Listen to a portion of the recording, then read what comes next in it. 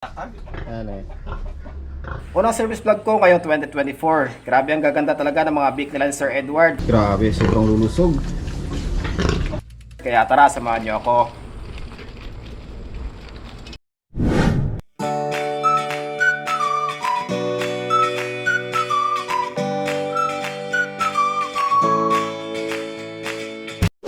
Hello, what is up mga ka-farmer? Magandang araw po sa inyong lahat at welcome na naman sa ating panibawang video. Time check tayo ngayon, alas 6 ng umaga. At dahil nga meron tayong service ngayon, ay unahin muna nating asikasuhin yung ating mga alaga. Bali, pinalabas nga pala muna yung ating mga biik kasi baka babasa sila kapag ka nagpaligo na tayo ng ating mga inahin. Pagkalabas naman nila, diretso agad sila dito sa kanilang mga piglet drinker. Di naman sila halatang sanay, no? Bali, 25 days old nila ngayon at medyo malakas na rin kumain. Bukas nga din na mag-inject na rin tayo ng vitamins para mas lalong gumanda yung kanilang katawan at may ready na natin sila sa gagawin natin na pagwawalay. Maya-maya lamang ay sinimulan ko rin yung paglinis ng ating mga kulungan. Bali, ang ginagawa ko dito ay inuuna ko man ang dinadakot yung mga dumi. At ginagawa kasi natin yan na pataba sa ating mga halaman. Kung minsan din kapag ka may gustong bumili ng ating mga pataba na organic ay binibenta rin natin. Kaya double purpose talaga yung ating mga galawan. At pagkatapos natin matanggal yung mga dumi ay sinimulan ko na rin yung pagpapaligo ng ating mga inahin. At winalisan ko na rin yung mga sahig. Doon nga pala sa nagko-comment sa atin na parang hindi daw kinukuskus or nililinisan yung ating mga kulungan. Mukha lang pong hindi malinis pero kinukuskus ko po talaga yan. Hindi naman kasi importante yung magagandang kulungan. Ang mahalaga healthy at magaganda yung ating mga inalagaan. Pagkatapos nga natin maglinis ay hindi na magkaugaga yung ating mga biik. Halatang gutom na gutom na. Si White Mama parang tatalon na. Kaya pinrepare na rin natin yung kanilang mga pagkain. Booster feeds nga pala yung ating pinapakain sa ating mga biik at lactating naman para kay White Mama. Pero sa mga susunod na araw ay papalitan na rin natin yan ng gestating para sa ganun ay mas ma-prepare natin si White Mama sa kanyang breeding season ulit. Siyempre, King's Beta Plus pa rin ang ating ginagamit bilang kanilang feed supplement. Napakarami kasing benepisyo na ating pwedeng makuha rito, kagaya ng multivitamins, minerals, amino acid, electrolytes at probiotics at marami pang iba na nakakatulong talaga sa ating mga alaga para mas mapaganda yung kanilang mga kondisyon. Napakasimple lang itong gamitin. Maghalo lamang tayo ng 1 kutsara sa 3 kilong feeds o 1 kutsara sa 4 litrong tubig. Ang kagandahan pa dito ay wala itong overdose, kaya kahit mapasobra o maparami yung ating maibigay ay wala naman itong problema sa ating mga alaga. Pwede nga pala natin itong mabili sa mga suking agrovet supplies sa malapit sa iyong lugar, or pwede kayong order through online, Shopee or Lazada, or pwede kayong umontak sa kanilang Facebook page ng King's Vita Plus Animal Feed Supplement. At dahil po nagwawala na yung ating mga alaga, ay binigyan na natin sila ng kanilang pagkain. Ganito na pala kalalakas kumain yung ating mga biik, wala pang ilang minuto ay ubos na agad yung kanilang pagkain. Bali 1/4 kilo nga pala yung ating binibigay sa bawat pagkain, or 2 kilo sa buong maghapon. At sa palagay ko ay ready na po sila sa gagawin natin na pagwawalay. Binigyan ko na rin ng patuka at malinis sa tubig yung ating mga sisiw. Bali 18 piraso nga pala ito ng mga heritage chicken. Bali Rhode Island Red tsaka Black Australorp. Next project nga pala natin ito, kaya abangan nyo rin. Pagkatapos nga natin asakasuhin yung ating mga alaga ay nagbihis na rin ako at prepare yung ating mga kagamitan na gagamitin sa ating gagawing service. Nesterilize ko rin yung ating mga gamit na dadalhin. Bali mag-i-inject lang pala tayo ngayon ng iron, kaya syringe lamang yung ating dadalhin. Malapit lang din yung ating pupuntahan ngayon, kaya magbibisikleta na lang tayo. Maganda rin ito kasi nga nakakatipid na tayo sa gasolina at nakapag-exercise na tayo. After ilang minuto nga nakarating na tayo dito sa backyard piggery ni Sir Edward. Simple lang po yung kanilang babuyan pero napakalinis tingnan. Sobrang namangha po tayo sa kanilang mga biik kasi nga sa edad na 33 days old ay ganito po kalalaki at kalalakas kumain yung kanilang mga biik. Si Sir Edward nga po pala ay isa sa mga na-feature natin dito sa ating YouTube channel na kung saan ay kaisa-isang survivor sa padalasa ng ASF. At isa din sa naniniwala sa atin sa paggamit ng diesel para malabanan yung sakit na yon.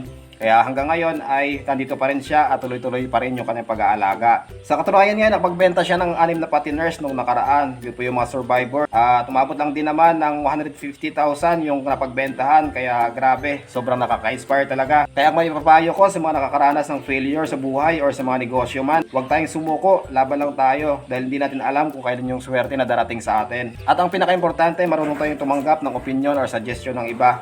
Lalong-lalo na yung mga nakaranas na. Maya-maya lamang ay sinimulan ko na rin yung ating mga gagawin. Iron niya pala yung ating tuturok ngayon. Saktong-sakto, 3 days na rin yung nakalipas simula nung nakapagpurga sila. Kaya tamang timing talaga. Bago nga pala tayo magsimula, disclaimer lang tayo. Di tayo technician or expert sa mga bagay na ito, pero ang ginagawa natin ay based lamang sa experience. At okay naman din yung resulta, kaya okay lang din naman siguro na mag-service tayo kahit papano. At least nakakatulong pa tayo sa mga nangangailangan. Bali B-complex po sana yung ituturok natin ngayon, kaya lang ito lang yung available nila. Sayang din kasi ito kapag hindi natin nagamit. Kaya next month na lang tayo mag-inject ng B-complex. Pero kapag natatakot tayo mag-inject, ay pwede naman tayong gumamit ng feed supplement kagaya ng King's Vita Plus. 1 ml per head nga pala yung ating ating tuturok ngayon at yung karayom natin na gamit ay gauge 20 at may haba na 1 inch. Sa mga gustong matutong mag-inject ay pwede nyo balikan yung ating mga videos na ginawa. Medyo marami-rami na tayong nagawang video tungkol sa pag-alaga ng mga beak tsaka inahin. Kaya kung hindi pa kayo nakapag-subscribe ay pa-subscribe na lang din po para lagi po kayo updated sa mga gagawin pa natin mga videos. Pagkatapos natin mag-inject sa kanyang mga beak ay pinatingnan din ni Sir Edward yung kanyang inahin at parang naglalandi na raw.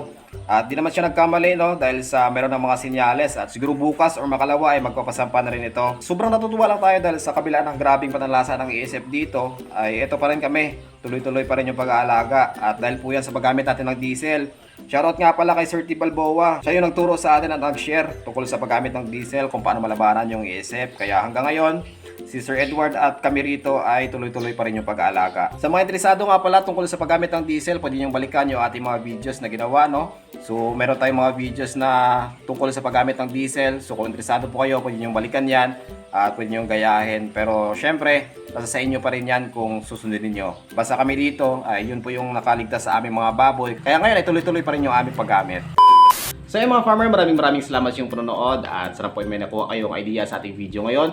At sa mga gusto nga palang umorder ng ating Madrid Agua Cuttings, so mag-message lang po kayo sa ating Facebook page ng Mahuma TV para ma-process natin ang inyong mga orders. So 10 pesos per cuttings plus shipping fee at may isasama na rin ako ng mga free cuttings sa mga gustong maggapi. At sa mga nagtatanong nga pala kung saan mabibili yung ating Kings Vita Plus na ginagamit dito sa ating mga alaga. So kung wala pong available dyan sa inyong mga lugar, so pwede kayong order through online, Shopee or Lazada, or pwede rin kayong kumontak sa kanilang Facebook page ng Kings Vita Plus Animal Feed Supplement. So bago tayo magtapos, shoutout muna tayo sa ating mga sulit na subscriber. Shoutout po kay Sir Rodrigo Esplana, ganito po kay Sir Marvin Gerarcas watching from Israel, kay Sir Melvin Agonia ng Mipawa, Canada, kay Ma'am Milani Gusi. Ganito din po kay Ma'am Silda Ligaray watching from Tuburan, Cebu City, kay Sir Russell Orbien, at ganoon din po kay Sir Jamil Imbate, kay Sir Ariel Duran ng Antique, kay Sir Macdo Allen, Sir Marnel Galet, kay Jonald Balate, kay Ma'am Michelle Gam Samson at kay Ma'am Josephine Namo.